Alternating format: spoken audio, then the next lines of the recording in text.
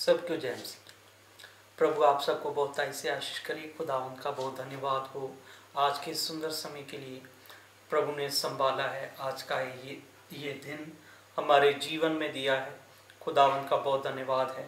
आइए प्रभु के वचन में से हम सीखने के लिए जा रहे हैं और खुदावंद का धन्यवाद हो। संडे सर्विस मिति 30/10/2022 के दिन में प्रभु ने हमें लेकर आया। इस बात के लिए प्रभु का धन्यवाद हो और संभाला है, हमारी सभी ज़रूरतों को पूरा किया है। प्रभु का इस बात के लिए भी धन्यवाद है। और आइए प्रभु के वचन में से सीखने के लिए जा रहे हैं।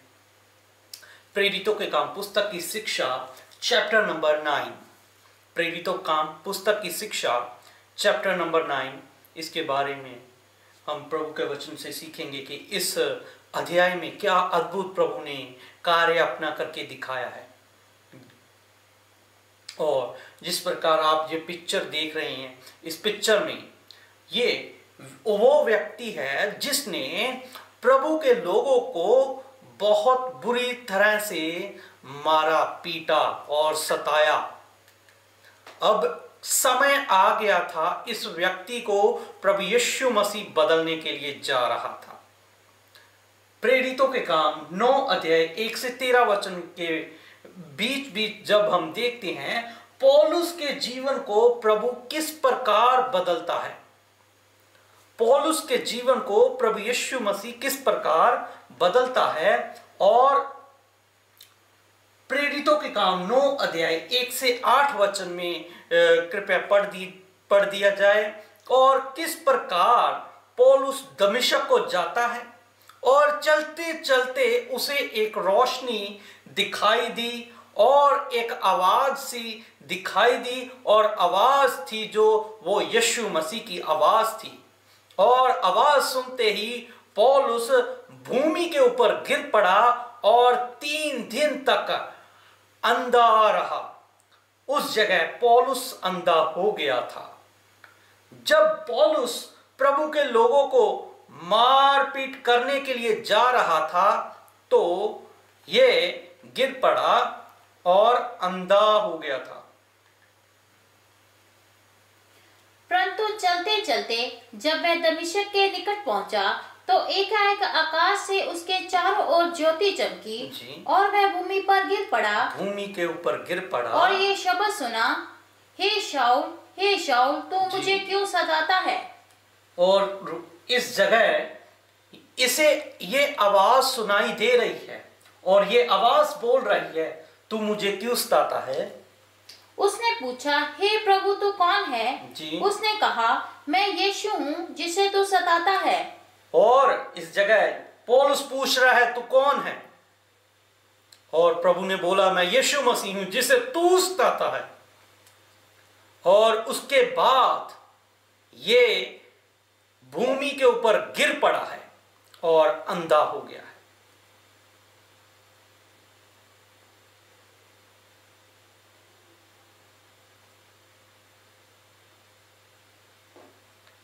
और आगे चलकर जब हम देखते हैं इस पौलुस को उसके जो साथी थे वह उठाकर दमिश्क की ओर ले गए, क्योंकि इसकी आंखों की रोशनी चलेगी थी। इसे कुछ भी दिखाई नहीं दे रहा था, सब कुछ इसने देखना बंद कर दिया था। जो मनुष्य उसके साथ थे वे अवाक रह गए, क्योंकि शब्द तो सुनते थे परंतु किसी को देखते ना थे।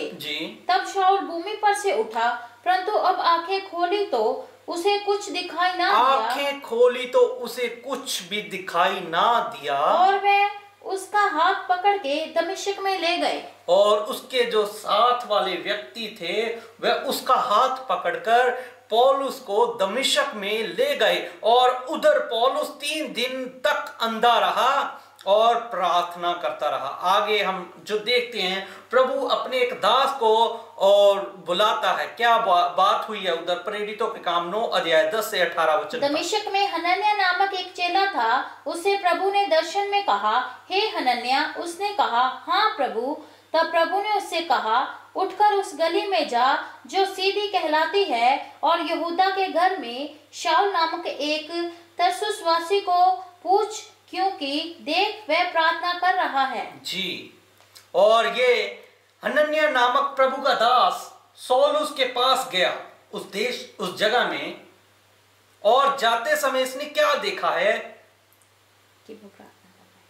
कि ये प्रार्थना कर रहा है। तब हनन्याह उठकर उस घर में गया और उस पर अपना हाथ रखकर कहा, हे भाई शाऊल, प्रभु अर्थात यीशु जो उस रास्ते में जिससे तू आया तुझे दिखाई दिया था, उसी ने मुझे भेजा है कि तू फिर दृष्टि पाए और पवित्र आत्मा से परिपूर्ण हो जाए। इधर प्रभु का सेवक सौलुस के लिए प्रार्थना करेगा और हाथ रखकर प्रार्थना करेगा, और हाथ रखकर प्रार्थना करते समय ही प्रभु इस सौलुस को अच्छा करने जा रहा है, और इसकी आंखों से एक छिलके से उतरे और ये फिर से इसने दृष्टि पाई और देखना शुरू कर दिया है।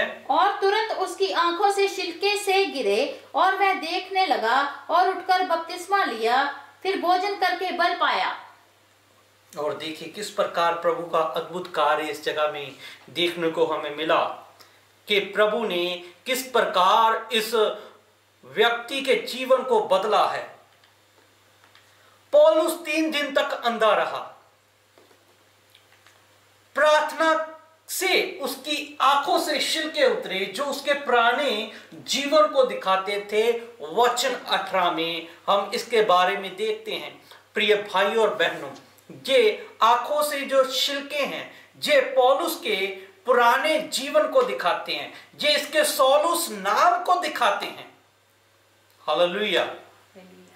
किस प्रकार जब इसकी आंखों के ऊपर छिलके थे, ये छिलके होने के कारण प्रभु के लोगों को किस प्रकार मार रहा था, प्रभु के लोगों का किस प्रकार सताव कर रहा था, किस प्रकार उनकी जान ले रहा था। प्रभु के दास स्तिफनस की मौत के पीछे और उसके सताव के पीछे कितना बड़ा इस व्यक्ति का हाथ था, और प्रभु ने इसके जब जीवन को बदला तो देखिए इस व्यक्ति ने इस प्रभु के सेवक से बपतिस्मा लिया है।